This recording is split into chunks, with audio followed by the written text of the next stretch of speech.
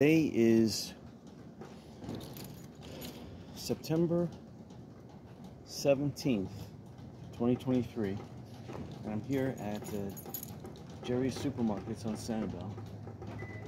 And it looks like there was a little rainstorm this morning, probably about 2 hours ago. That kind of wet everything, but I had stepped in a big puddle. My foot's all wet now, which is great for the bicycle ride, but I'm wearing what I call my knockoff Docksider shoes, which I can get wet and step in the water with, which is good. And I also put air in my tires, and I still have to adjust this camera a little bit. So there's only technically, besides this weekend, 2 more Sundays I can come on Sanibel for free. October 1st, they're going to start charging again. So I found out that Sanibel raised, or Lee County and Sanibel, they're both in criminal cahoots together, but even if you drive a motorcycle, it's not $2 anymore. They raised the price to $6, plus they charge you a $3 administration fee. So they go by axle. So it's $3 an axle. You ride a unicycle over here, if it's powered, they'll charge you $3, plus a $3 administration fee. So the only time you come across here is when they allow bicycles, and they currently don't allow bicycles. So here, that's what Sanibel's hurting right now. There's nobody. Only because I did extensive research, it was hard to find information that it was free to come over on the island. You can't find it when you do a search on the internet. So because you can't find it, thank you. Then nobody knows, and it's more dead now, because they at least, for the previous term, they at least let everyone know that I can't get this camera to stay up in the direction I want it. I'm gonna have to turn this whole thing.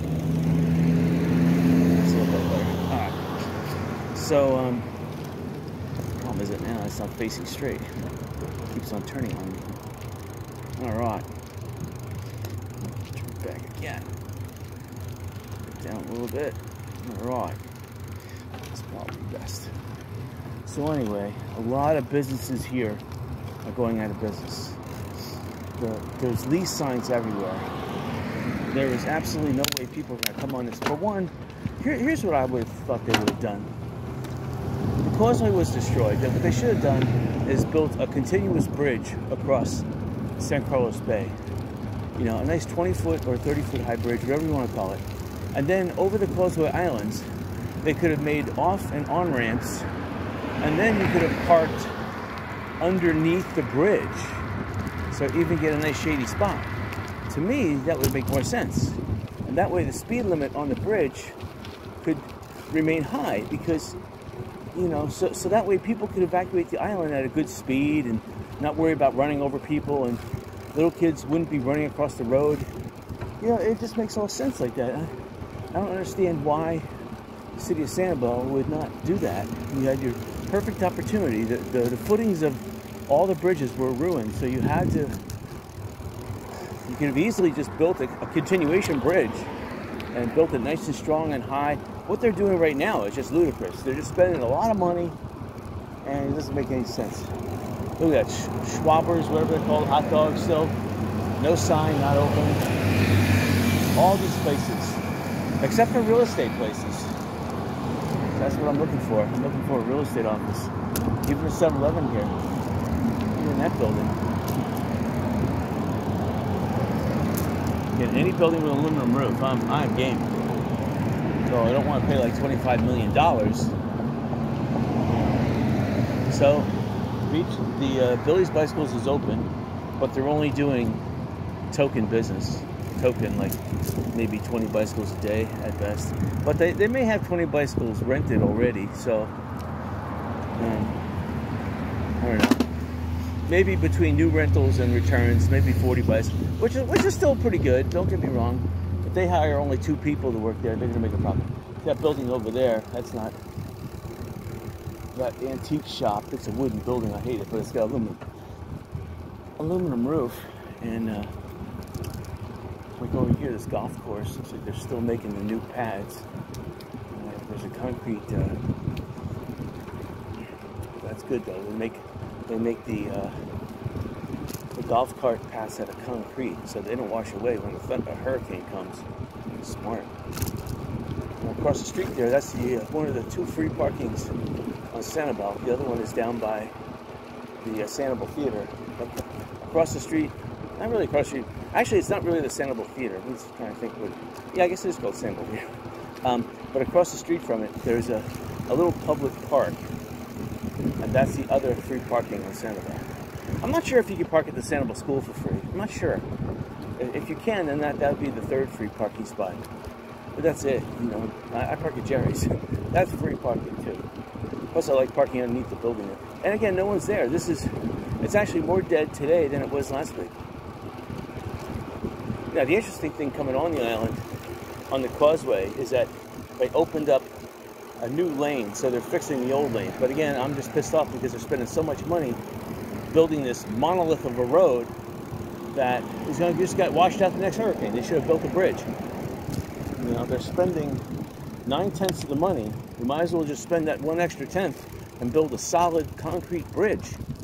And that way traffic could stay at 45 instead of, you know, they want you to slow down 20 miles an hour. That's just a speed trap. You know, that's what it is. 2 speed traps. It's ridiculous. But, you know, that's what these crooks, criminals at the Sanibel and Lee County do. They want to just mess everything up and spend as much money, and then they look at you like they're dumbfounded. Sad. Anyway, I know how to design it right and build it right. They are just stupid. They're wasting money. Instead of building it correct, better evacuation route. I mean, with rising waters, you would want an elevated road like that, a bridge all the way, and then have just acceleration, deceleration ramps, you know, and then you could park under the bridge and make it like a, you know, just say no cooking under the bridge. How easy is that? Anyway, I like this little, at Huckster's. Huckster's is open, but no one's here right now. I like this little office right here. I have to, I think it used to be a liquor store, so I don't know. I think Huckster's wants to reopen it as a liquor store, but we'll see. I like that one. But here's another problem. I've been contacting real estate people, and like the first time you contact them, they're all chummy and, you know, both women and men. And then you send them an email saying, oh, you know what, I just want to know how deep the flood water is, if any electrical, did the toilets overflow, and then they never get back to you. Some people, some real estate agents, I'm like, oh yeah, great, I'm interested in the house, but are they willing to take less? No response back. You know, I'm trying to open up a real estate office that would actually cater to the public, and you know, the people that are here now, these real estate people are so aloof. I don't know. I don't think they're busy, to tell you the truth. I mean, a real estate person, believe it or not, they are busy. You're fielding a lot of leads. You're doing a lot of investigative research. Obviously, you're holding open homes marketing. But when someone sends you, you could at least send them an acknowledgement saying, you know what, I don't know that information, but I'll research. I'm going to send the owner an email, and hopefully he can get back with me soon. But, you know, here's maybe, you know, if they know of anything else, you know, here's some alternate news or info you could look up or something. They should at least do that. Now, I know some real estate firms out here are really good about follow-up and stuff like that. They're really good. Morning. Another thing I've noticed, I like this building too. This Sanibel Creativo Bank of the Islands, whatever it's called. I like that building. The same truck's been parked there for a week. I like how it's elevated like 2 or 3 additional feet. And this Tommy Bahama home, Norris Interiors, I haven't seen Hyde see General Wood. He snapped up this property right before the hurricane though. I like this. Like this, and General Wood, he owns all of this in the back here. He may actually own this building too. I don't know. That's what happens when you're a real estate broker. You start snapping up all the property. And look at all this. This is nice. Look at that. Nice covered garage. So he may own this property over here too. I don't know. I like it. It's built with rock strong. And I would put some stucco on the outside. You know, a little facelift. Obviously change the colors. I don't like that. But so I put both my tires back up to 65. My front tire is holding air pretty good. My back tire doesn't seem to hold too much air. I don't know. I'm disappointed in the inner tube there. The front tube is a new inner tube. The back is just a gel. Unfortunately, I used all my my gel to inflate the back tire, thinking that, you know, that stuff would seal it, and it doesn't. I've checked the valve. The valve's not the problem. But anyway, let's get back to Sanibel. So I've seen the camelbacks. I have one at home where I can wear on my bicycle. I just never I never bring it because I'm like, it's extra weight. You know, I need to sweat anyway. I don't need to drink water. And I'm wearing black as it is, so I get extremely hot. I mean, the camelback is black too, so the water inside heats up. Even if I was to pour ice in there, it would just melt instantly and become super hot water. I don't want to have super hot water on my back, so I'm like, I just leave it at home. But I mean, the camelback is really good for, you know, if you're camping, hiking, especially out in the woods anywhere. You know, if you're paramilitary, you want to add something to your ensemble. Yeah, camelback is a lot better than a canteen. Although I would have both. But anyway, I didn't bring mine. But I've seen it being used today on this island with a lot of like walkers are using it, and I thought, wow. And mine's brand new, never been used. In fact, I just opened it this morning, just take a look at it, because I was thinking about bringing it. I'm like, no, it's black. I said maybe in the winter time, you know, when it's not as hot. Of course, you know, it's always hot down here, let's face it. If it dips below 80 degrees, that's amazing. Even in the winter, even the dead of winter, if it gets below 80 degrees, wow, that's a treat. All right. So this was the only casualty on Sanibel. This bridge here, that both footers for Hurricane Ian had collapsed. Sanibel didn't really experience that much physical, like visible damage. It did get high water, but there wasn't a real wave action because the eye kind of like lurched onto this island kind of like really fast, so the eye wall didn't have a chance to pummel it. And now the eye wall did have a chance to pummel the Thunderbird mobile home parks on Iona McGregor area. Those things got torn into. But the eye, and also the eye wall was collapsing to 40-mile wide to create a 60-mile wide. And this, I mean, Ian, that was bigger than Irma, and Irma was more powerful than Ian.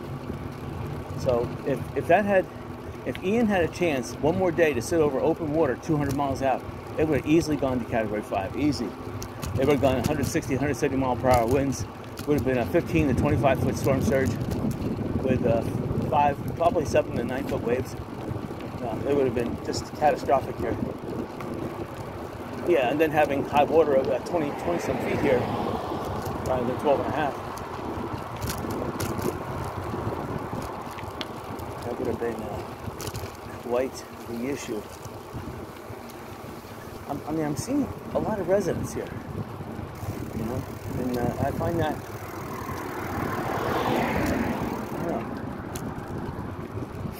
I don't know if I want to retire. You know, if I'm going to retire, I love Sanibel, don't get me wrong, but I would never think of myself as retiring.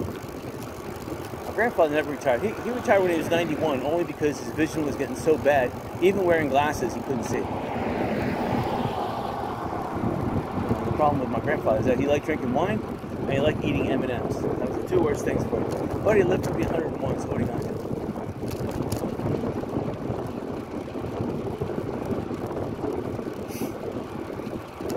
Retiring? I don't like that word, retiring. It just sounds like you're bailing on life. I'm always going to be preoccupied with something to do. I'm always going to be building something. I got all these, I have tons of business ideas, literally hundreds. all of them are great. You just have to, you know, for one, I don't want to take on a partner because partners seem to be, partners never give you the a tit for tat. They never offer up as much enthusiasm and conviction that you would offer. Business ideas that I have are the ones that could like spawn into billions of dollars, but I don't want to do all the work and just have someone riding my coattails. No, a partner has to either come in with all the money, or they have to have just as much, if not more, enthusiasm, conviction, dedication to the task than me. And that is extremely hard because I'm like, once I dedicate myself, I'm almost 24/7 sad. I like, see this building here? I love this building too. And they're doing some good work about refurbishing the inside. But again, there's look at that. No cars have passed us. Did any car pass us? No. So the lighthouse is open. No one's coming here.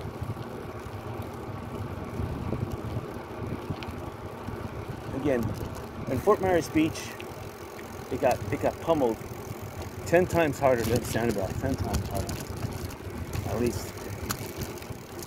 You just had high water in here, which is bad, yeah, but at least your structures are still intact. All you have to do is drive the stuff out. Myers Beach. I mean, in my area, there was a 3-foot wall of water that rolled 2 miles an hour over the ground at 3 feet high. There was no wave. It just kind of came in like a lip on a glass. It came in at 3 feet, and it was dry glass, and then 3 feet up, and it was the river. My house was in the middle of the river at that point. These homes here on the right-hand side are like, I went down that street last week. I like that street. I'll have to pick another street to go down. This house here, another abandoned house. Oh, they just knocked something down there on the right-hand side. Something's missing. Slug Harbor. Oh, that's wooden though. You don't want a wooden house. You have to constantly deal with ants and cockroaches. And that's a problem. A lot of homes built before 1970, they're all wood. Right after Hurricane Donna, there wasn't really that much in the Sanibel, but whoever owned property on Sanibel decided to sell. I mean, there was a lot of selling going on. People were buying properties real cheap and building stilt homes out of wood. You couldn't really get concrete on the island, and there was extra barges. The ferries were contract cement trucks had to use, but you can get ferries to ferry wood or barges.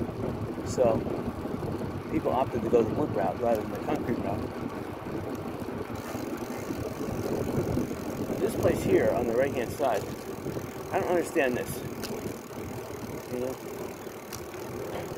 I don't see much damage there. I see there is a lot of wood. There's a concrete base floor, but I don't see enough enthusiasm. It's like they want to sell the place as is. And also over there on the Lighthouse condominiums across the street there. I see they're fixing the roof, but I don't see the enthusiasm to get this place up and rolling. And the thing is that I understand it costs a lot of money now to come onto Sanibel, and Lee County and the city of Fort Myers, excuse me, well, yeah, that too, but the city of Sanibel are criminals, but they don't help out the citizens at all. In fact, not only do they don't help them out, they go the opposite way and hurt them, especially Fort Myers Beach, man. They don't care about citizens. That's how Cape Coral was. Well, Cape Coral's still like that, but Cape Coral was the first belligerent government agency in Lee County. They were like, how can we tax our citizens more? They called up I was working for Lee County Tax Inspector. They called us up, and they were like being really belligerent and fiendish on the phone. Like, how can we tax them more? We want to tax them more. Ha ha ha ha. They were acting like that, laughing on the phone. They're like, well, just enact laws and we'll enforce the laws. They're like, oh yeah! And then they would hang up the phone. We were like, what was that about? Those criminals or something? Yeah, unfortunately, criminals got themselves elected, and now they were taking a retribution on the citizens of Cape Coral. That was in 2000, 2003.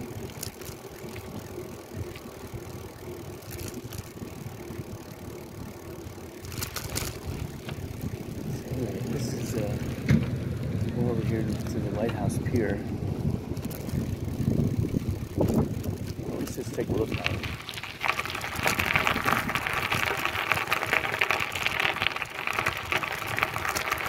Or should I say, what pier? Oh, there it is. So the beach here has grown out a bit. This is nice. So it looks like the beach grew out about 15 yards. There's the pier. See, it's missing the footer. Obviously, you can't go up on it. It's missing the little, whatever you want to call it, the little roof that was there, a little tiki hut. It looks like they're redesigning the pathway here, because this pathway is at a different angle that I recognize. The old pathway used to come in through that way, come in through this way from the bathrooms. It came in from over here. So they've completely redesigned this pathway, going closer to the car park.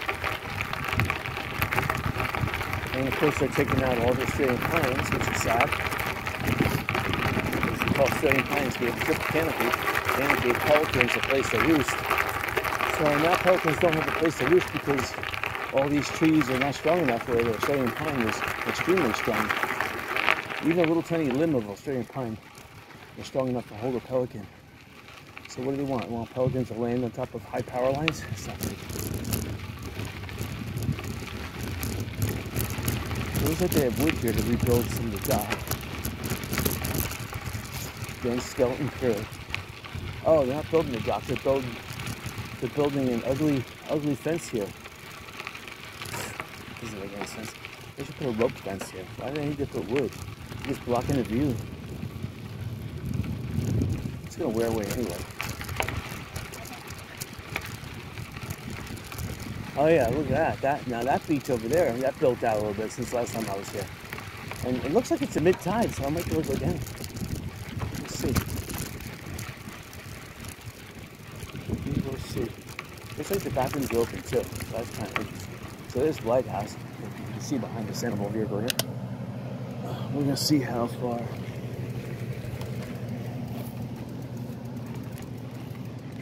So the whole Sanibel lighthouse is cordoned off.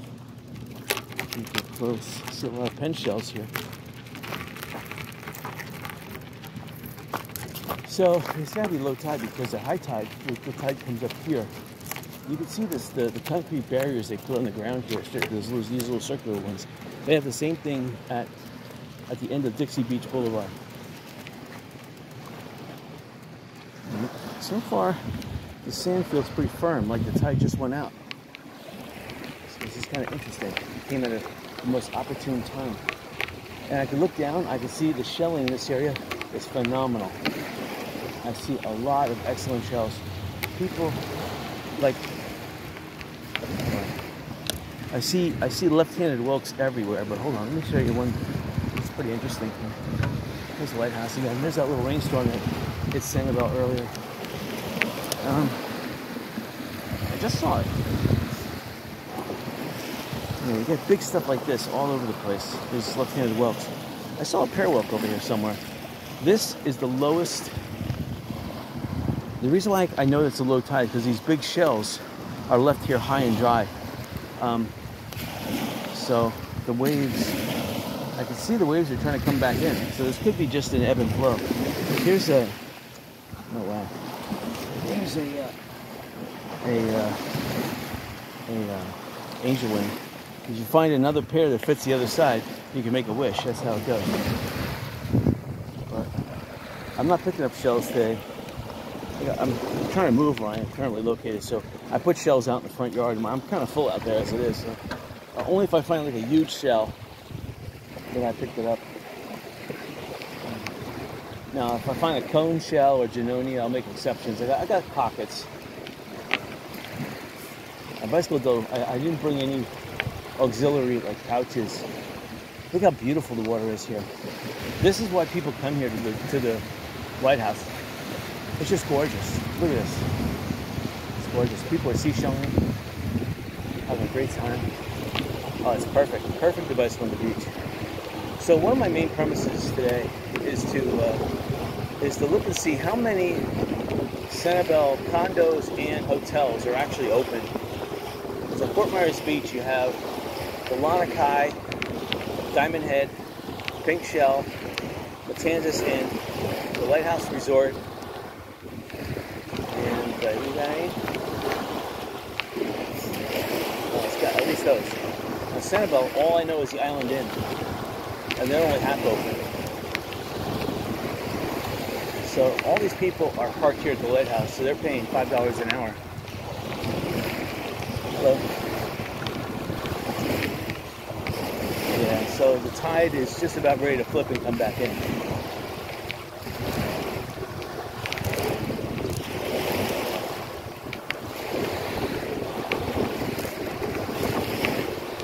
People are giving me like weird looks. Some people think I'm a police officer because I'm wearing all black. I got black sunglasses, black hat on. They think I'm one of these beach patrols. They give me that snide look, like they're like, we're trying to enjoy ourselves on the beach and you're here. Right. It's exceptionally awesome. I'm getting a headwind, about a 2-mile-per-hour headwind. And the beach here is a little soft. I do want to seashell. No, have a great time. The water looks so inviting though. Fort Myers Beach, the water looks good, but Sanibel, the water always looks more inviting. We're running into some seashells here. Not good. I saw a really big bubble shell. Bubble shells look like Janonias a little bit. Or olive shells. They look a little bit like olive shells. They're really big ones. So this is definitely a workout for me. I'm going to have to downshift it. Alright, it's a little bit better. I can't believe I was bicycling though at the highest gear.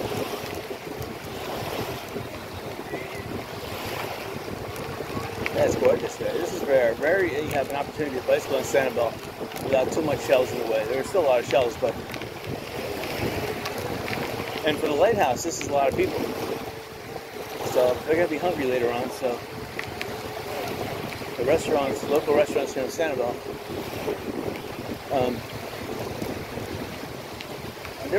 there are some of them that are open. The ones that are elevated, like the Timbers is open. Anything that's elevated. But like McTee's Shrimp House is closed. That's sad. Okay, now the beach is getting extremely soft. Extremely soft. I have to try to bicycle over here. Try bicycling over here in this muddy area. This is even worse.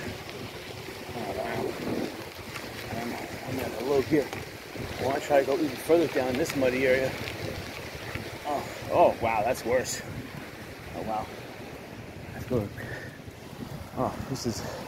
It's like the tide just receded. It's still muddy here. Hasn't had a chance to dry out.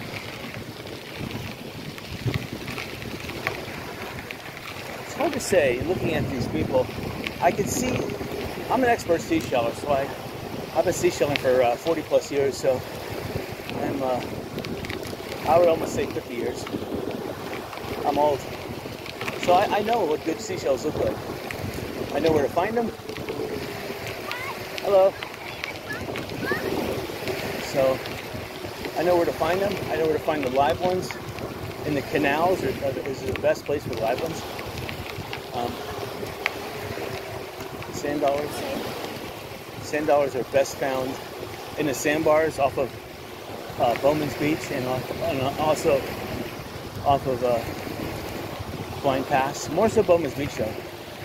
West Gulf Drive is known for sand dollars.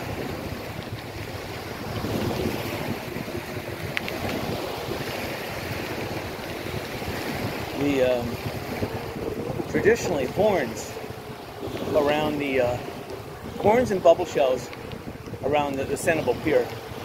Hello. That's normally traditionally what you would find here.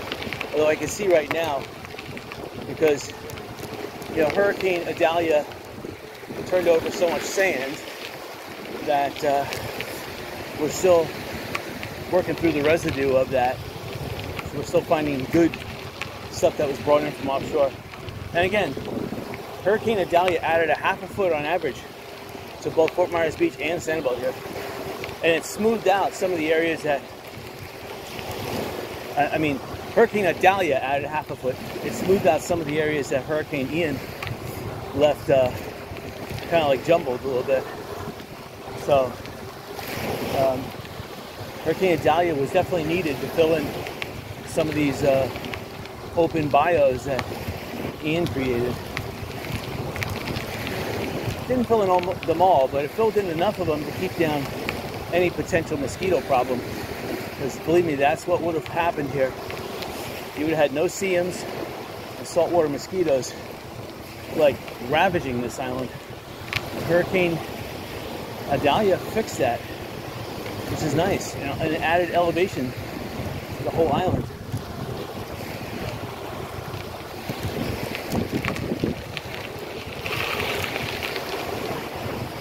Hard to say. The best riding is up there where the little tiny seashells are, but it's a little soft down here. I don't want to ride over little soft seashells because you never know where the hard seashells are. Alright, so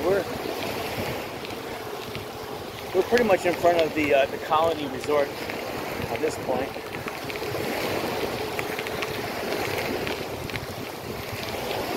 I can see the tide is coming in. The seaweed's starting to get bunched up.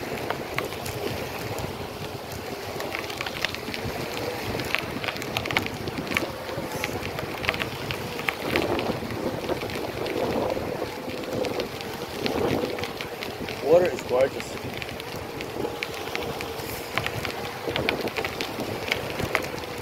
But I don't see an abundance of people, which means that all the places at this time of the morning on Sunday, even during the off season like it is, the beach would be crowded if these resorts were open. I'm not saying that these resorts aren't open, but they're not open to the public. They may be open to residents that live there, but I don't see any evidence that anybody is living there. We have boats parked offshore here. They're the smart ones. They're taking advantage of the excellent seashells, the quietness, tranquility. That's why you have a boat, to come to islands like this, like Sanibel, and there's nobody for a mile except for me on a bike. Wow. Seagulls are going to die of starvation. No one's feeding them.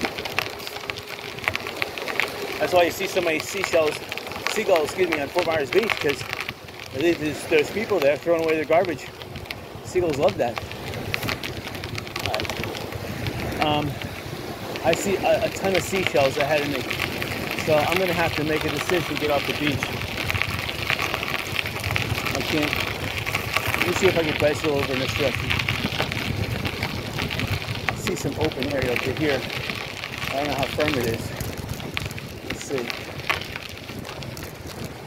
Yeah, it's not that firm. It's not that firm, but at least it's not like sand-blasted seashells. It'll do though. It's very soft. I'm sinking in about ½ inch.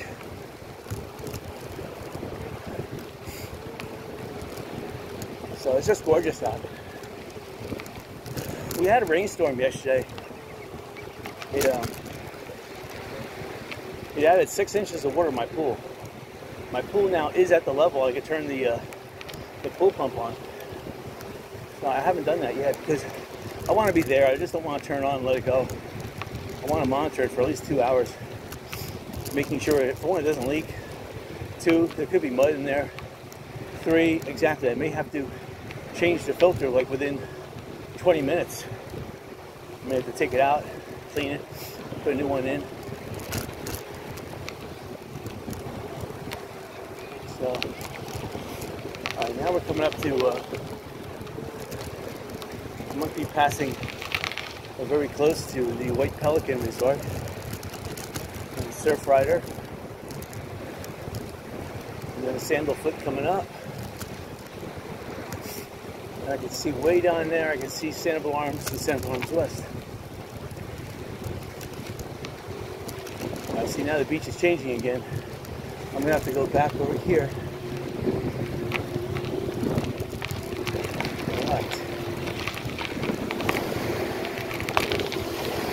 Alright, yeah, this is alright over here.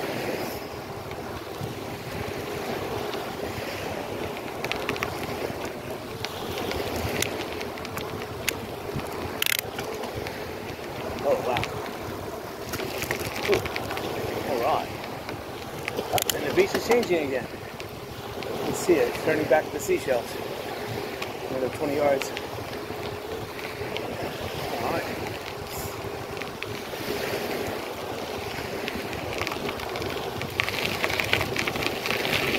In this white seashells here, these are micro seashells. This is where you would find the Wental traps. Little white spiral, look like compressed augers. Wental traps.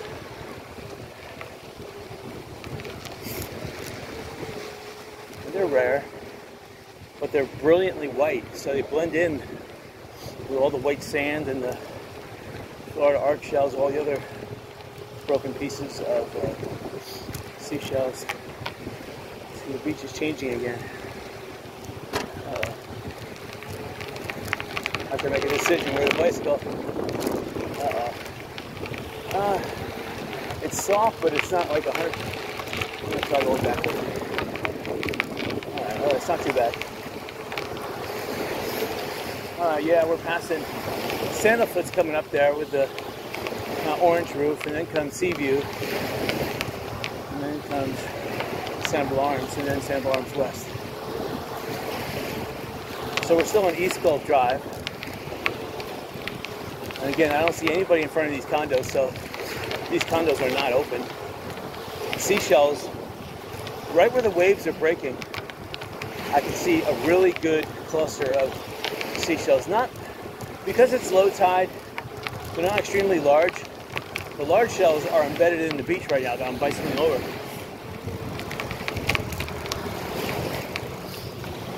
It takes a big surf to expose the big seashells. So they were covered up when the tide receded like 2 hours ago.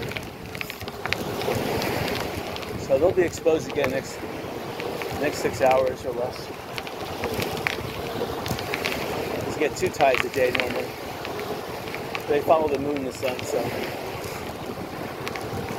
when the sun and the moon are together or opposing each other, then you'll get one big high tide and one big low tide every 12 hours. Hello.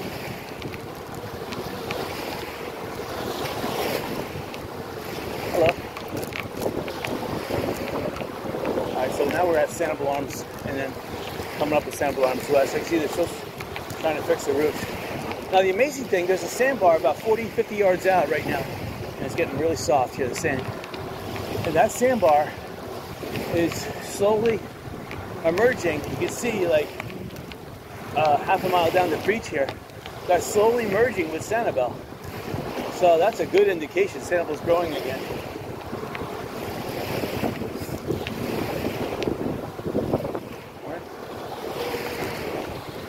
I just passed an orange tulip shell. That's amazing. A lot of clamshells I've seen. Clamshells make great shell ornaments. You can make frogs out of them. You can make jewelry boxes. It's just awesome. A lot of people in the 70s used to make them like pocket ashtrays for cigarettes and stuff.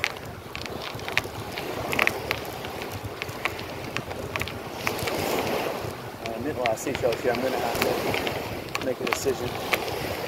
Probably got to extend the beach because I've hit too many large seashells. It could puncture the tires.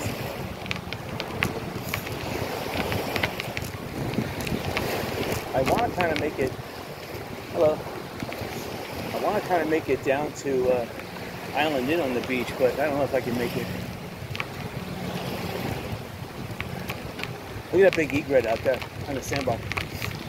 It's only about 2 inches deep over there, sandbar. He's enjoying himself. He's looking for fish.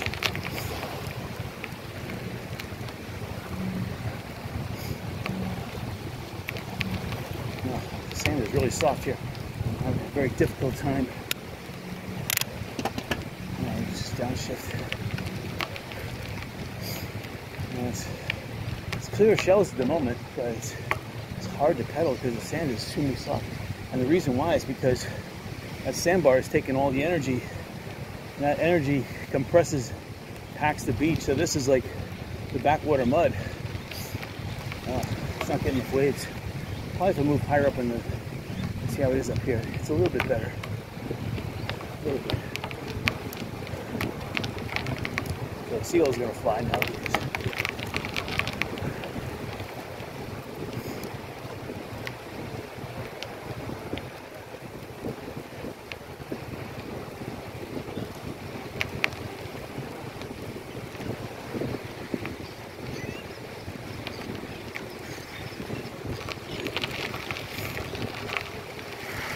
Oh wow, almost spun out there.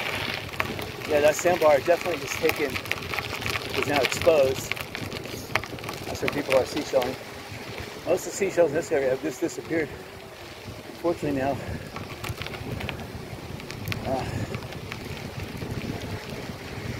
that's it. I'm tired. This is deep sand. Pedaling like in 1 inch deep sand. I gotta walk it off a little bit. I was at the low gear too. Hold on, I'm gonna thank you. I think the last time I came through here, I exited. Oh yeah, I drove up to Narita Street. I don't know if I can make it up there. It's another quarter-mile down the beach here. I will try. I'll let the bicycle over here in this backwater area. It feels a little solid. Hold on, let's try it.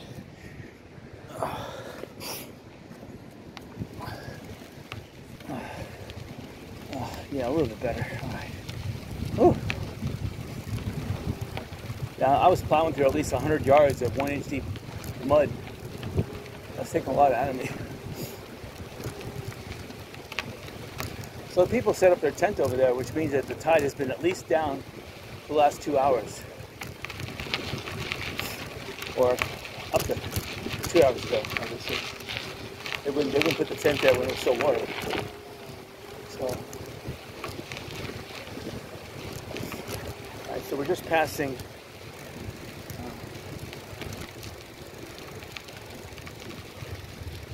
I guess we passed the Sanibel Island already. So we're coming up to Loggerhead Cay. So another quarter mile after that, 1/8 of a mile. We're hitting Narita Street. The beach here is really wide. I like it. But I still don't see any notice of people on the beach, which means these condos and or hotels are closed. I'm gonna go out on the beach in front of Island Inn. I want to see. And we're gonna take Island Inn Road back. Hopefully, I won't pop my tire there, but we'll try. It's been a long time since I took Island Inn Road. All right, so this is beach is changing again. A lot of seashells over here. Let me try going over here. This mud by there. It's getting really soft. Really soft. Oh wow, very soft. Oh, no, not a good idea. I gotta go back up here a little bit. Go here. Go up here. This is bumpy, but better than down there. It's probably because tires rode over this area and squished out a little of the air and the water. It's still not that good. I'm hoping the beach changes in a little bit. Very softened. Almost going down 2 inches. It seems like the beach is changing again.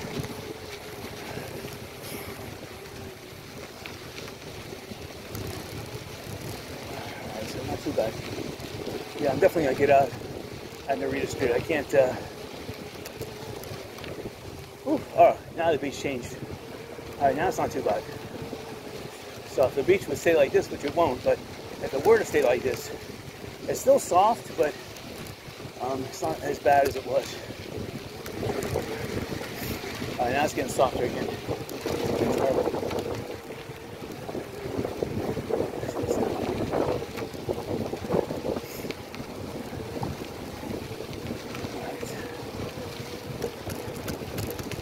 Very bumpy.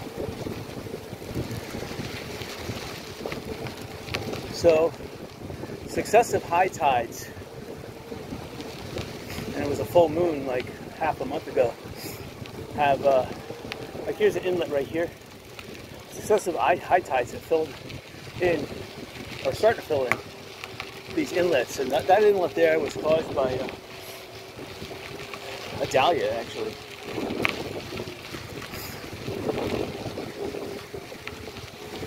Alright, so I see we're coming up to Narita Street. I don't know, we'll make a determination.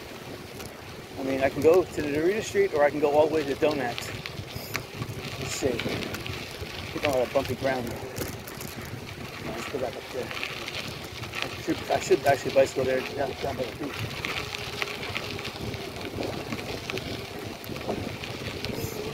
That is nice though. That added beach over there. So this is like a bio area where you're gonna have a high tide issue. Alright, I think this is Narita Street. I'll try to go a little further.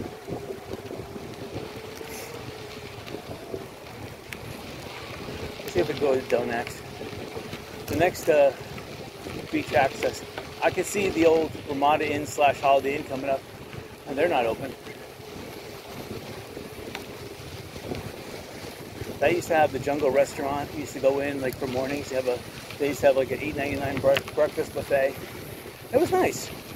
It was quaint. It wasn't as nice as Chadwick's on Captiva. Captiva had the $12.99, 13. That was on Sundays. All you can eat chef buffet. That was awesome. And that was the time of year where I could have eaten. I mean, I was young then. That was like 40 years ago. I could eat breakfast, lunch, and dinner, 3 meals, all in one. And I had room in my stomach to store it. And I would get out of there, I wouldn't be sleepy. I'd go on like 20-mile bicycle rides, maybe 3 20-mile bicycle rides every day here on Sanibel. And then do fishing, and then do water sports, and then, you know, you do the other evening sports like flying a kite, or, you know, of course I was a kid back then, so we used to fire off firecrackers. Yeah, we used to just go crazy here. Go back by the canals at night with a live seashells moving around, drop nets in there and catch them. It was more of a catch and release though. We didn't actually catch them. There were some really huge ones that were 9 inches in diameter. We would keep, you put it on top of an ant mound. We just keep one. And then the ants would finish that thing off like within 24 hours. All right, so here was this is the beach access. We're gonna have to take this because the next beach access is all the way down. There's no more beach access. We would have to go all the way down to Tarpon Bay. Actually, no. We can go down to the Tangiers, but that's a big sand road there. I see a pavement up here. So we did pretty good. This is, I think, Donax. So you see here the old seawall, and it paid for itself both in Ian, probably Irma, Ian, and Adalia. But you can see the destruction on the first floor. Wherever was there was taken out by Ian, and Irma just added insult to injury. Again, there was a storm surge here, so you had 1 to 3 feet on top of the 4 feet. So you had 7 feet of water coming in. So they already cleaned these roads off, but these roads were covered with sand. So we did a great job. And see, there's still a little bit of sand pile left. You have to look on private property to see where the remnants of the terminal marine was. Yep, back at no-go drive. Well, that was a good ride on the beach. Unexpected. Didn't think I'd be able to go that far. Oh, it's called Fulger Street. I thought it was Donax, but oh well. It is what I call the access point for Donax. All right, so there's one car. Tennis courts, they got pummeled on, and these tennis courts didn't fare that bad. They lost their nets, but I can see right now that pickleball is the dominant thing. Right near up ahead, Sundial, there's like 8 pickleball courts there. They're constantly being used by the locals. So all these properties here, all these properties are a good investment. Unless you have a condo house directly on the beach, it doesn't matter where you live on Sanibel. It doesn't matter. Personally, if you're going to live on Sanibel, you should live on the beach. So you should pay that extra money. You should be rich. But if you're not going to live on the water in Sanibel, then, like here, if you live in the back here of one of these Sundial condos and you can barely see the water, why pay all that money? I don't know, it doesn't make any sense. Even here on the right-hand side, you're overlooking a golf course a little bit, you're overlooking a canal. You got no real sea view though. So why? I don't know, you have to really like Sanibel, or you have to really like renting. I'm not a slumlord, I hate renting things.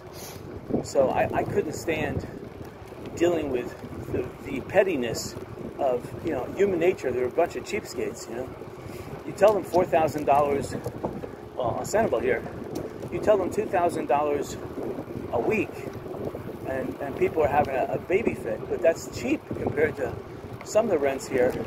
Some rents here are $600 a night.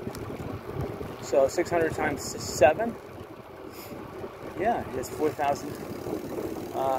No, not times 7, excuse me, times 30. Yeah, you got yourself an exorbitant rent. $2,000 a week. That's $8,000 a month. All right, so I'm looking at the Sundial. Now, the interesting thing I see is they've removed some of their fences, which is a good indication that they're ready to reopen. Their tennis courts look like, and their pickleball courts look like they've been redone.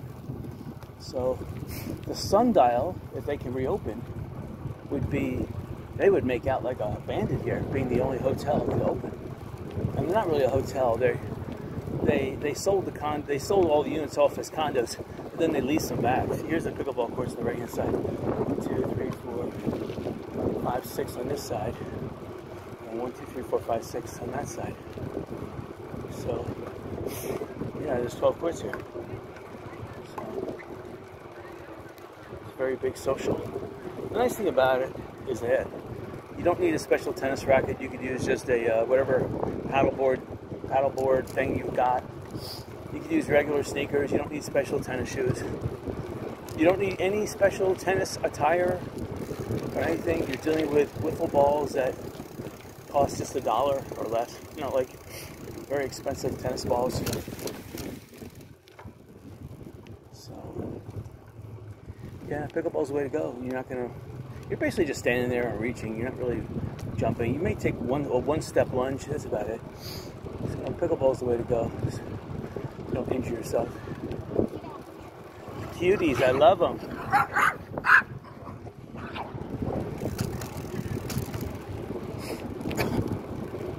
All right, so you have Gulfside Place over here on the left-hand side. These are the condos I do like. Now again, yeah, I would need one overlooking the water. If you live on Sanibel, forget it. I mean, it's a big tease to live and not see the water. unless you lived on the top floor back here, it doesn't make any sense. And the beach is growing in front of these places, so you really have to be on the beach side to see it, because the fauna on the beach is growing pretty high. So if you're on the ground level, forget it. You're not even going to see it. So why even pay the money? Why? To wait for the next hurricane to wipe you out and to open up the beach again? That doesn't make any sense. And the thing about it is that $9 to come on the island, that's ridiculous. You know, the city of Sanibel, they confuse themselves. They're a bunch of idiots. They're like, oh, no one's coming on the island. Oh, maybe we'll give a free toll. But they don't advertise it. They don't advertise it, so no one knows. I had to go to, not even the city of Sanibel said anything. I had to go to some vacation destinations, and they were saying, it's free to come over here. I think Sanibel, they're a bunch of criminals. They want to charge you. I mean, they have a sign that says 20 miles an hour good across the Sanibel Causeway. But again, I already told you about that story. They should make one big elevated bridge and then have acceleration, deceleration ramps on both sides of the road for both islands. And that way, the traffic could stay at 45 the whole way, minimum. I mean, I think personally traffic should go faster. And that way, you could get people on and off the island faster. You know? And plus, if you had an elevated bridge, people on the causeway can enjoy themselves more, because the cars that would cause disaster are elevated and removed. See, these people over here bicycling on the road, they're obviously fanatics. We're heading towards Island Inn, and then we're going to come back on Island Inn Road. So I can tell you right now that, like, that condo there, the Sea Loft Village, they're open, but again, those are condos, so they're not. It's not really a hotel. They're not really timeshare. But it's good to see that they're open. But there's no cars in there. Because there's only Jerry's Supermarket, and I'm telling you, it's like buying your groceries inside of a 7-Eleven. That expensive. Well, mark my words. Bailey's was expensive too. But you could almost go to the Rebel gas station and get a better deal. Look at this. So they have this thing closed, but the sidewalk here is all beaten up. So I don't understand that. Again, they have a shoestring staff trying to fix things. So we're back here. We're going to pass by the Sanibel Cemetery and the Sanibel River. Actually, I don't think this is the Sanibel River up here. I think the Sanibel River is closer to Periwinkle at this point of the island. I think this is just like a drainage canal or something. This is close to where the car ferry, the Algiers, during Hurricane Donna was washed ashore. It tried to make a run for open sea. It got caught in a couple of big waves, and these waves were huge. They were like 7 to 9 feet, and they just pushed this car ferry right onto the beach and deposited it in here. It's sad that they knocked down that ferry, because too many people like myself back in the late 70s and early 80s were climbing on it. I think 81 or 82 is the last year or something, somewhere around there. So when they dismantled it, took it away. But I was climbing on it in the early 70s, and then they put a chain link fence around it. But always when we would go there, the chain link fence was always like crushed, so it was like torn down, because other kids were climbing and getting in there. So it was just a cool thing just to climb around, and we didn't want to destroy anything. We just wanted to climb it. And then they said too many people are getting hurt. Yeah, likely story. It was an attraction. Anyway, so I don't think this is the Sanibel River here. Just the drainage canal. It's pretty full though. It's definitely brackish with that brown water.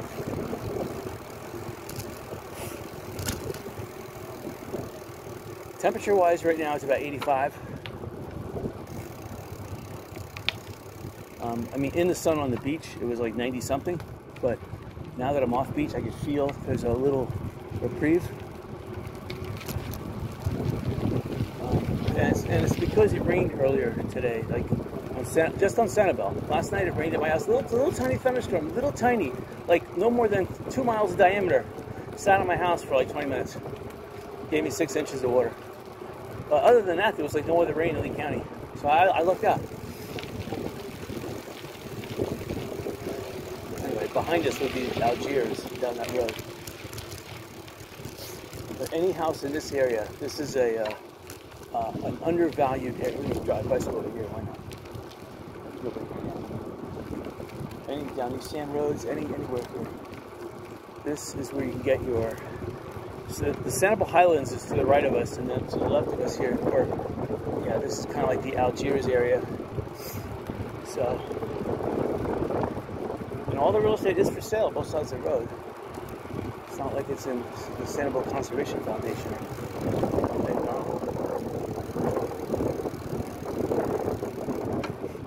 Bell Road, this road goes right back out to Jerry's. So if I needed to go back to Jerry's, this is the road I would take.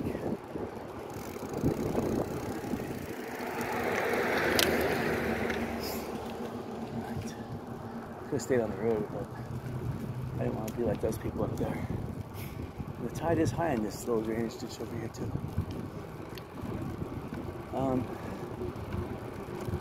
There used to be an airfield here to the right. I saw an airplane land here in the late 70s when the airfield was still being used. It was just a grass airfield, but it was those bush hopper planes would land. And most of them are filled with cocaine. So most of the early inhabitants who lived on the beach of Sanibel were in the cocaine trade. That's for sure. Yeah, they would own the airplanes. They would fly the stuff in. They would fly it in. People from Miami, Fort Lauderdale, Tampa, Jacksonville, Atlanta, you name it. They would come here with their pickup trucks, pick it up, drive off the island.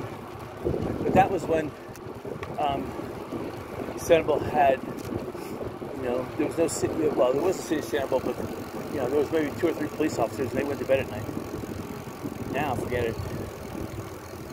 Radar and something like that. You couldn't conduct something like that. For one, there's no more airfields here locally. Buckingham would be the only airfield that's, you have Page Field that's tightly controlled now.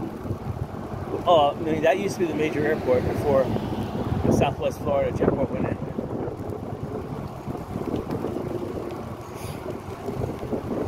Look at this. Now that the vegetation is gone, you can see the destroyed tennis courts. Obviously, no one's going to be playing tennis there until those courts are fixed. And they won't fix the courts because nobody plays tennis anymore. So it's just time to, swimming. No sense to turn on the pool and waste $200 a week in chlorine. So even if you have a chlorinator, you're still wasting at least $16 in salt a week. You're not going to turn that on. Got the saltwater pool. So again, I'm looking at the left-hand side. I don't see any. No, they're not open. Left-hand side and right-hand side. Again, if you want to buy something, now's the time to buy it. This is the off-season. When the middle of November comes around, prices are going to spike upwards again. So now's the time where prices are starting to subside a little bit to jump in. It's like an ebb and flow. This is an ebb. But come the middle of November, they're going to flow again. And they'll flow until at least the end of January.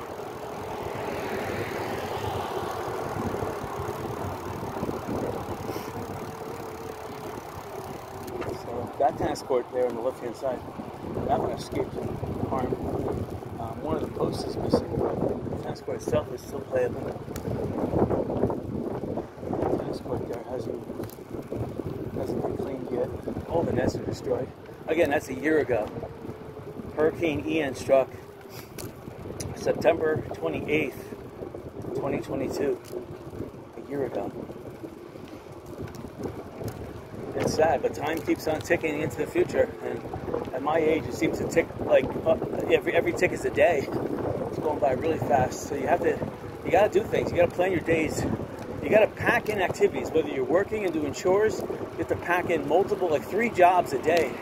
Try to do 3 jobs a day. Don't just do 1 job.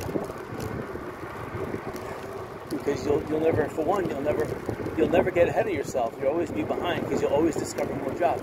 So if you do 3 jobs a day, you'll eventually get on top of it.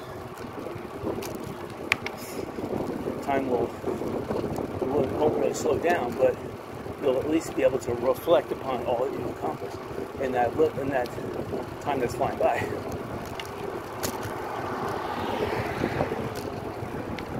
We're going to go straight here. We're going to check out the Island Inn.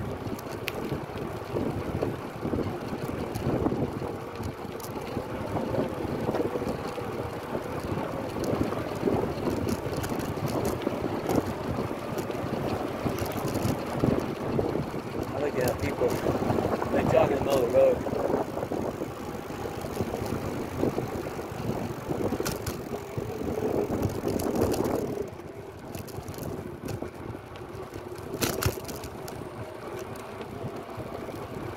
The Sanibel police guy was watching me.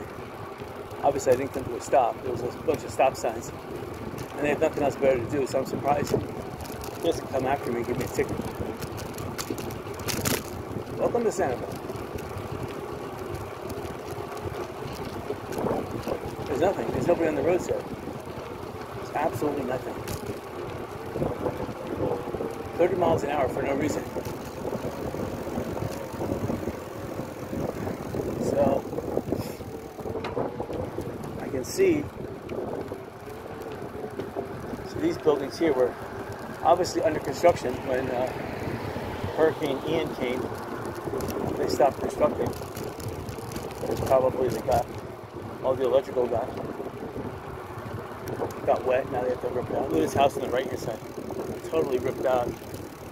I mean, it's got a nice aluminum, no, it's got a bare aluminum roof, but it's, again, in disarray for the last year. So it's got all this mold and stuff inside of it. There's not enough people in Sanibel, and realtors don't want to pick up people and show them property on Sanibel. It's too expensive. The realtors that I'm working with work in Lee County and Collier County, and they just service Sanibel. Most of them just service them by email and text message. They don't come on the island unless you really want to make an offer. Again, they're submitting the offers electronically, so they don't even step foot on the island. Some realtors I know have boats, and they would rather use a boat. I don't know why. I think it costs more than $9 in gas, but they take a boat with a drone, take it over Sanibel, do their drone footage, and they leave on their boat. If you have a solar-powered boat, that'd be awesome.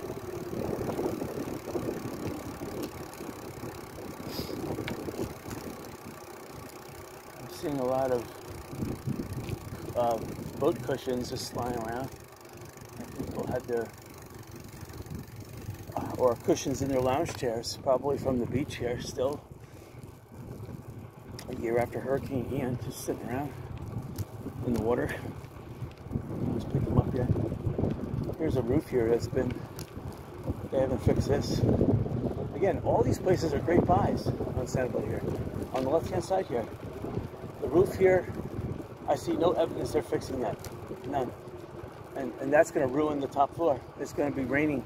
It's going to be dripping through the top floor if they don't fix that roof. Obviously, it's been dripping in there. Let's put it that way. People are too lazy to fix their property. This property is worth $50 million potentially, and they let it go like a whole year like that. That's ridiculous.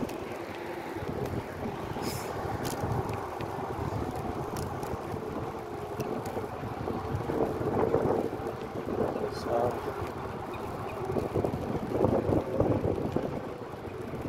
here's something that got removed. Obviously, something was there, got knocked down by the waves. Hurricane Ian did impact West Gulf Drive a little more severely than the rest of Sanibel. And it definitely took out the castaways at Blind Pass. That whole thing was wiped out. So, Blind Pass got just as bad as Fort Myers Beach did. And that property's for sale too. No one seems to be wanting to rebuild it. There's, again, not enough traffic to warrant building anything. Even though it's good property, there's just not enough traffic to rebuild. There's the atrium. That's all concrete. See, that would be an awesome place to buy. I see air conditioning units are on the roof. Atrium, excellent buy. Yeah, I know we're getting close to the Island Inn Road. Oh, here's some water. It's gonna clean the tires. Right.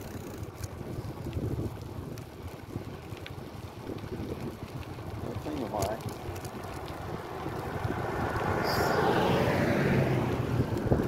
Island Inn Road is going to put sand back on. It's Hurricane Lane. I wrote a song, a Christmas song called Hurricane Lane. I'm not going to sing it though. For one, I forget the lyrics, and two, I don't want to sound too corny. My acapella is not that good.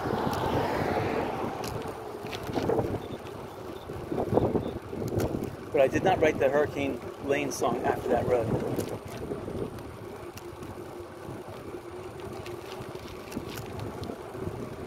I don't travel too much on West Gulf Drive. You have to live out here, vacation out here to know this area. But it's pretty quiet. It used to be this was the premier area of Sanibel. I'm not sure. It was even more premier to live out here than it was in the Shell Harbor area. I like Shell Harbor more so because I like the accessibility to get off the island. But if you're a full-time resident here on the island and you don't mind shopping, and when Bailey's rebuilds itself, or Jerry's, then it doesn't matter where in Sanibel you live, Sanibel Captiva. I mean, you could even shop in one of these little convenience stores, Rebel, the Mobile Rebel, sure.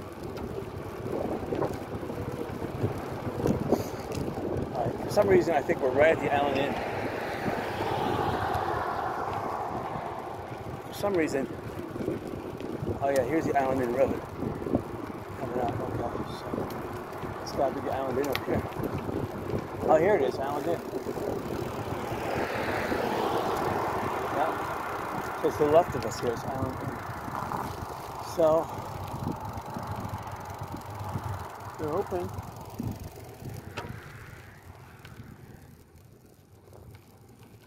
But one of their buildings is gone. See, that's their new building they built.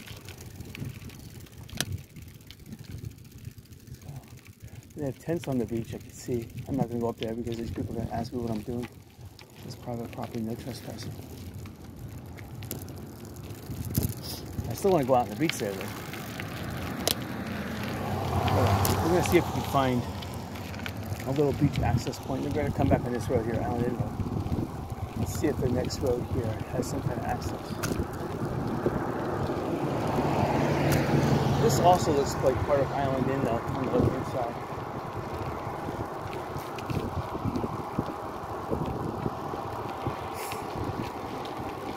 I should have looked on the internet to see where the beach access points were, but I didn't.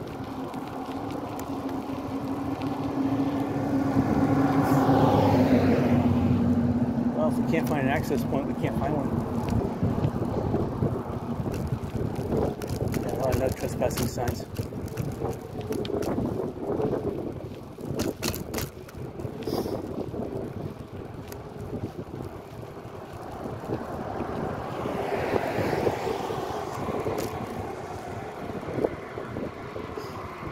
Looks like there's a couple of these property management companies. They secured a lot of different properties that they're managing.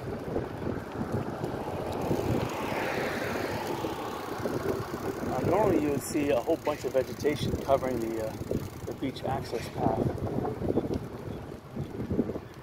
Looks like they're using the tennis court as staging area. Obviously that tennis court is not going to be rebuilt, so if it is, that's the last thing on their mind.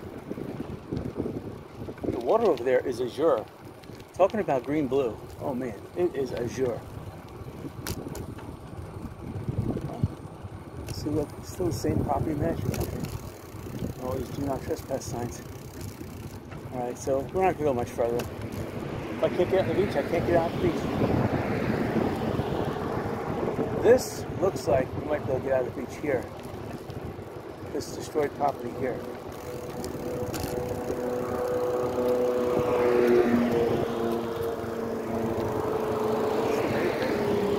there is a path right there. Hold on, we're gonna try it. We're gonna try it.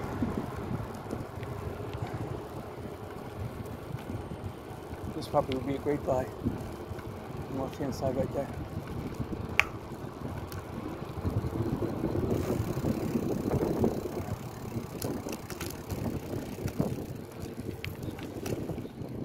Try right here.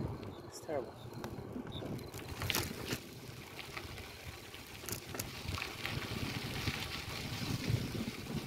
So the ground here is wet. I'm not sure if it rained or not, but there are puddles. Again, this real estate here on the left-hand side, this is awesome. It's definitely an investment opportunity if you want to buy something. And I like how it has good access to the beach here. I like how it jets out. I like how they have like, their property is wearing out right here. See, the beach tried to do an inlet here, but it looks like Hurricane Idalia was helping them out, trying to fill in some of this. And it looks like they had a ground floor here too they were renting out. 145, 144. These are full of sand now. But still, if you had like a maintenance crew that wanted to live on site, give them that. Alright. Oh, alright, now it's soft sand. Alright, so this is definitely the ½ inch or foot of sand that Idalia came in at perpendicular to the beach here, so this area could have gained more sand. This is a pretty tall beach. And the seashells look fantastic. Look at all these big seashells.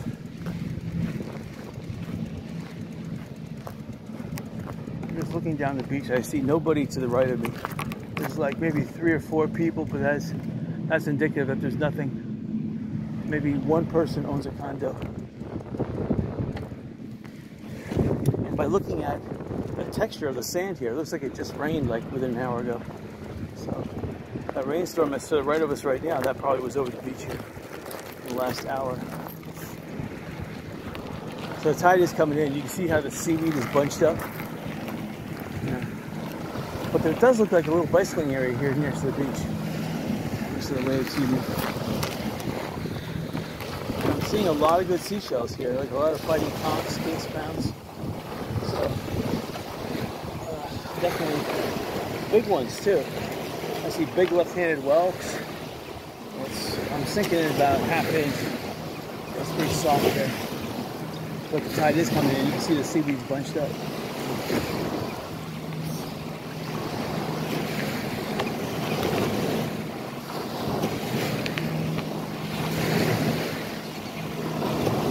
I just want to bicycle down the island in. Check it out. I don't know how I'm going to get back. Hopefully I don't come back down the beach this way. But it's really soft here. At some points I'm digging in. I'll pull in. Below a skier here.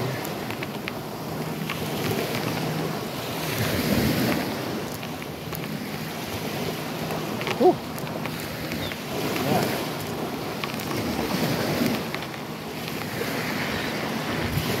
It's getting really soft here.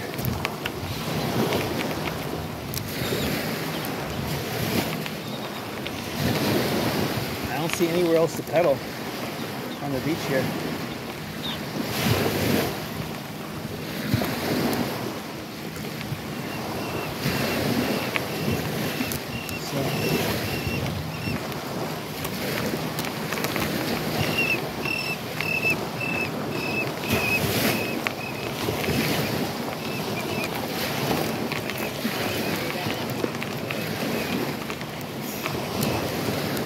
So, yeah, I'm still sinking in about 2½ inch and an inch. It's very daunting bicycle here. Like, this has got to be where Island Inn is. Because I see all the green umbrellas.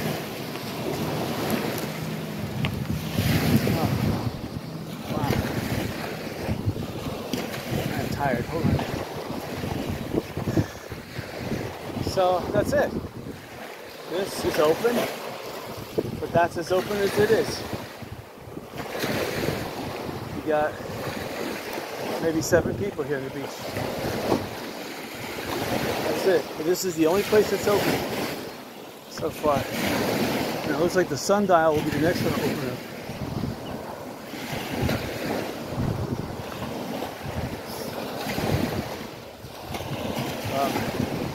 It's pretty sad. Anyway, we're not going to bicycle anymore. It's just too soft. We'll see if we can cut back. See here somewhere.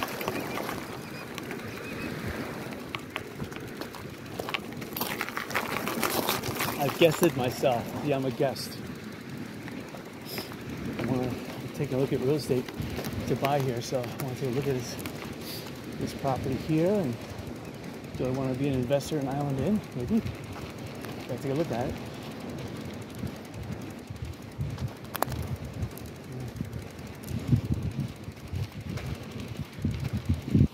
Oh, wow. I don't think this Silver Island Inn is open. No, this is all Island Inn. Both this side on the left and over there. That's Island Inn over there too. Looks like they had a building here in the middle, and over here. There's one here, a building. There's a building straight ahead of us. It's gone. So we want to rebuild this. I like how they make the buildings on an angle so we can all see the beach. Morning. Okay, I need the bicycle here. Oh, we'll see.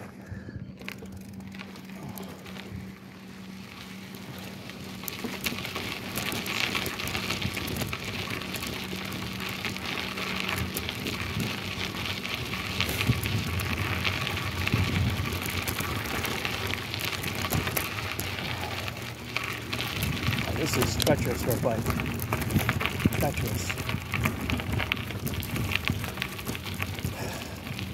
Crushed seashells, they're given like 5 or 6 years, then they're okay. But seashells that are not crushed, they are extremely hard on the tires.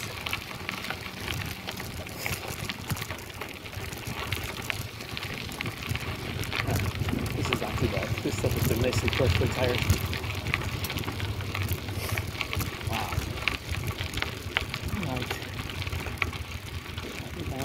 Over here.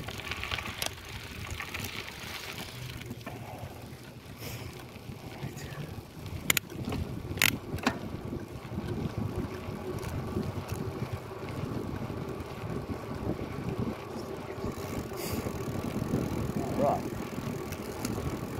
Grabbing some more sand. Let's see how firm this is. Again, it just rained, so this is not too bad. See, this is what I want to. I want to bicycle on compacted mud. Not seashells. But if you're looking to buy real estate anywhere on both sides of this road, you're going to get probably the best deal ever on Sanibel, because it's not a paved road, so people don't want to get their cars dirty driving down this road, so they're not going to look over here. So if you want to sell, look at that big tree, that big Australian. They still have big Australian pine trees that are keeled over, and the roots are holding all the soil. They're about 20 feet in diameter. It's pretty impressive. And they say that Australian pines, I'm telling you, they're absolutely wrong on Australian pines. Australian pines provided habitat for pelicans, for cormorants, for the king crab spiders. When they fall down, they're natural breakwaters to prevent the tide from washing away the islands. They grow in like soil that's could be almost 100% salt water. So they are, they can grow within 4 feet of the water, and they filter salt water and get fresh water from it. So they're Australian pines. I don't know why. There's this big thing about, the needles killed all the native vegetation. that was good because some of the native vegetation was poison sumac or Brazilian pepper, and it was good that the Australian pines killed that. But as I look around, I always see token Australian pines. Some look like they've been decapitated. They look like they're still around, but they've been bandsawed down to like only 20 feet above the ground level, so they fit in with the landscape. They'll never go away because Australian pines, again, each pine needle is a potential seed, so they can sprout anywhere. So this is Island Inn Road. If there is a cougar or a panther, this is the place the cougar or panther would run out and grab somebody, kill them, and bring them back. This is I would say this area is even more wild than Ding Darling. This is where the panthers and the cougars would live. And they prey on people like me, bicycling alone, talking, alerting that I'm coming. You should never go down this road alone. Definitely not in the dawn morning, and definitely not alone in the evening. That's when those lions are out. Now, 11 o'clock in the morning, 11:30, and maybe I'm okay. I was out by Las Vegas. I went on, Interstate 15, 60 miles north of Vegas, and I got out right at the border of Nevada and Arizona again, and I was looking to see if there was any, I think it was some kind of it was like either Grace or something river, Grace Creek, to see if there was any, it was some religious name, I forget right now, but it was a river that could be gold bearing. And as soon as I looked at it, I saw these big mountain lion paw prints. I recognized them. Those aren't St. Bernard. Those aren't horse. They're not donkey. Those were mountain lions. I was like, oh. And the brush around the river was about 200 yards on each side and thick, where any cat of prey could lunge out and grab me and drag me back on my head. So I made lots of noise. I did eventually make it. I got the gumption, made it to the river. There was nobody else around. It was stupid. But I found out from other locals that usually when you go horseback ride, you go minimum 2, and you bring your dogs with you. So the dogs are the ones that are big dogs, St. Bernards and those other big ones. Those are the ones that patrol, and they bark if there's a sign of danger, and they'll alert if the coast is clear, and then the horses come in next, with the riders obviously on top of the horses with your gun. Yes.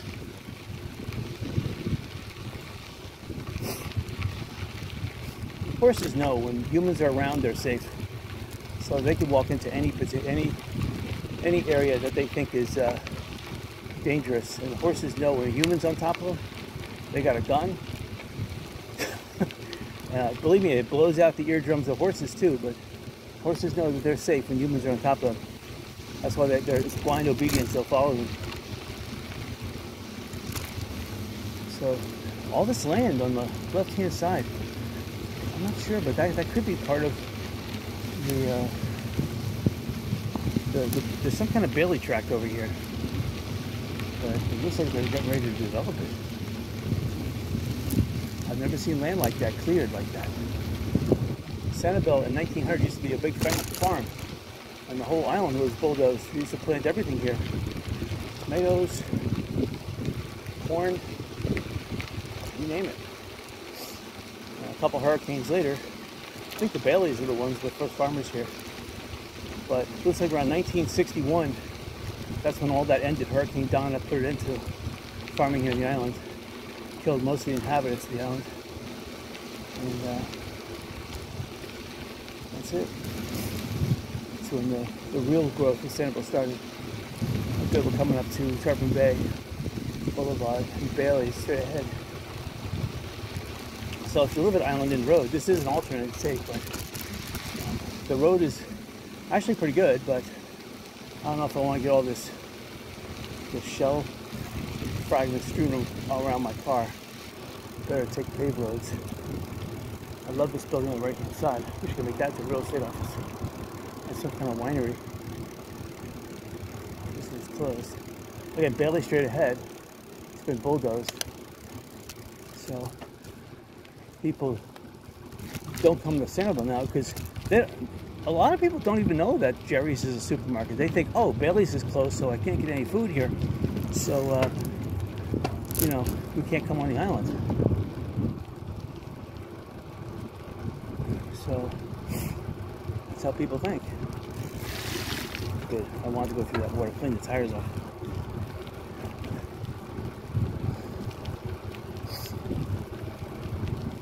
Anyway, we're not going to go up to the Rebel gas station. I used to do that. I used to bicycle in Sanibel, go up to Rebel gas station, get a big drink.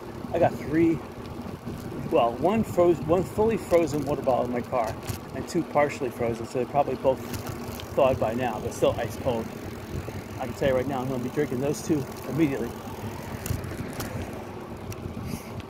When I get home, I still have a door to do on my laundry room door. I'm going to fix that. I have a post to put up. 2 posts are on my lanai. I've been procrastinating still. I'm going to put them up right away. I got a post in the front yard to put up. And then I have some transplanting of some grass in the backyard to do. You should do that right after it rains like this. It's the best likelihood for the grass. The ground is still wet, so the grass will transplant well. It's supposed to rain today. I can look up at the sky. So if I get 6 more inches of water in my pool, it will overflow the pool, which is a good thing because that's one way of getting green stuff out of the pool. So you won't get green stuff out of the pool unless you have your pool filter on. But if the water flows and overflows, then the green stuff usually floats on the top, so it'll overflow. See, Winds is open. So stores that are open are the Mobile Rebel gas station, that's selling gas and food, so that's good. Winds here is open. There's a bicycle store behind Winds. They're renting bicycles, they're open. Most of the real estate firms on the island are open. Let's see. Church-wise, there's only the church by Jerry's that I know is open. Like this church on the left-hand side, they're not open. Sad. They should be open, but they're not.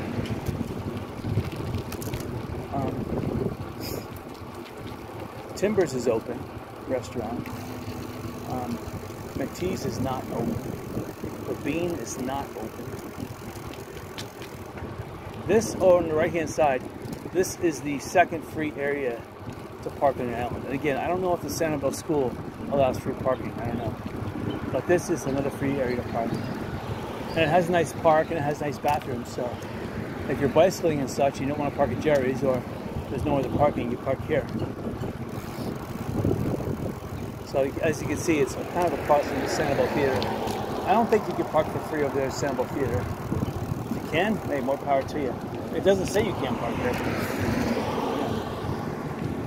This, on the right-hand side, I don't know what this is now, but there seems to be people in this building. And then the Island Cow restaurant, that was burnt down before Hurricane Ian, two months before. They have not rebuilt it. I don't think they're going to rebuild it anytime soon. It says coming soon, but let's get real here. You see ahead, there is that thundercloud. That did make that rain in West Gulf Drive. It seems to be heading east. Hello.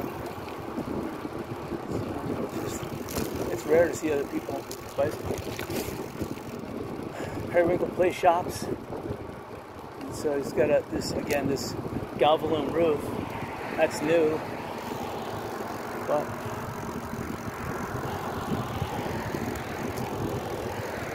I would think it's open. I would think. You get this Blue Giraffe restaurant that they have a little courtyard in the front here. No one's eating here. You know, it's people's perception. I don't perceive that as being open. I mean, the cooler where the drinks are is empty, so you would think it's not open. It says open, but it's not. Let's see if the Ace Hardware store is open.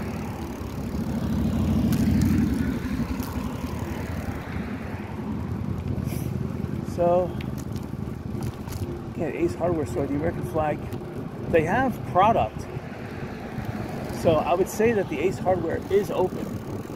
And there's some restaurant over here, or Eileen Fisher Diner. That looks like it could be open too, but probably just for dinner. This is the Ace Hardware Store. I've never been in that store, to tell you the truth. I should go in one of these days. Obviously not now, it's not open. But it's probably only closed on Sunday.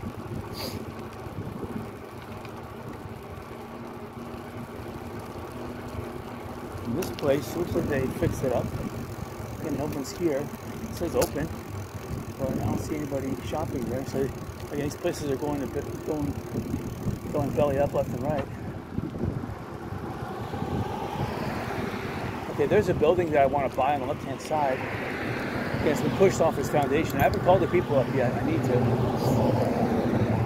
I would lowball them. We're talking. Hello? I don't want to offer them a low price. I don't know how I would move that building. I don't want to pay too much. You know what? You're already getting taxed to death here. When you open up a new business, the best to go the lowest cost turnkey.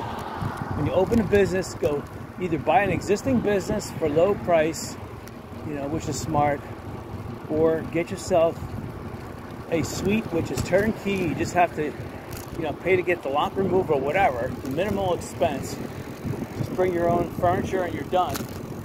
You don't even have to paint. Put your sign up, pay for your occupational license and get going, because that's what you want to do. You don't want to have to spend a couple $1 million redeveloping the place to find out that City of Sanibel are crooks. You don't want to do that. Hello. Hello.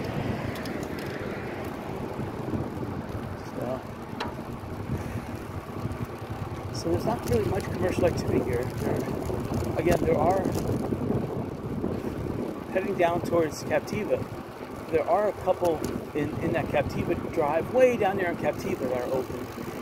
Some little tiny restaurants, but that just barely satisfies the people that are left on Captiva, because South Seas Plantation is closed. When I say closed, they're closed to the public. Only if you're a resident, you get in there. And they really frown upon it. There's only certain residences that are private, that haven't sold out to. So across the street on the left-hand side, that's the only church that's open right now in Sanibel. So this produces pretty much all the economic activity on Sanibel right now is this church. And the overflow from this church goes over to Jerry's. So, and again, Jerry's, all the shops are open here. You have H2O, you got obviously Jerry's restaurant, there's a liquor store in there too. And then over here, you got Mango Bay, they're open. I just see employee cars here. Obviously the Bank of the Islands is open, but they're not open today. And just a couple other businesses, really nothing, hardly anything.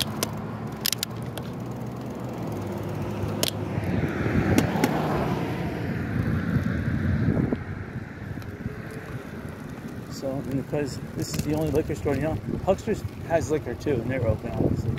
Huckster's is a good alternative to buy anything you need.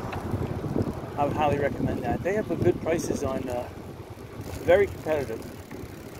Very competitive. So they were very competitive too. They were actually cheaper than 7-Eleven. So if you wanted to buy sandwiches, or they have some food, like packaged goods and stuff like that. So it's very convenient for the Shell Harbor area. And the temperature underneath here is about 84. So it was about 90-something outside in the sun.